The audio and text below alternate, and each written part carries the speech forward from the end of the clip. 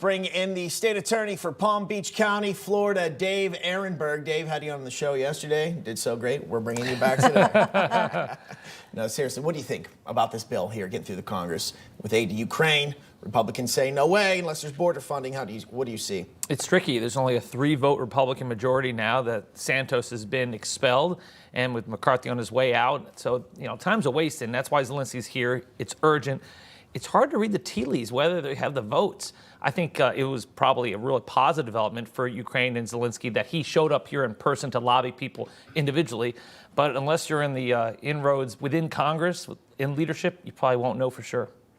Do you believe that it is important that the U.S. Congress continues to aid Ukraine with a specific focus on this is trying to hold Russia back with their connection with Iran, and then, of course, their connection with Iran then ties into Israel?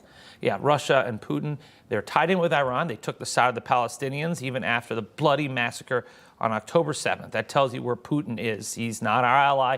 He is our enemy. He's NATO's enemy. And we're fighting the war against Putin through our proxies in Ukraine on the cheap, which has been good for the United States. So, I support more funding for the Ukraine defense because it benefits our own national interests. What kind of world would we live in should they take over Ukraine, though?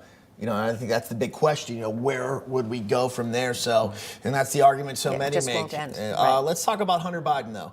He's supposed to be on Capitol Hill tomorrow. A deposition. He says he only wants to do it publicly. Talk about the difference between one and the other. You can't do a deposition in public, right? Well, when you are subpoenaed, you have to show up. And if the people who subpoena you say it's got to be behind closed doors, you got to do it.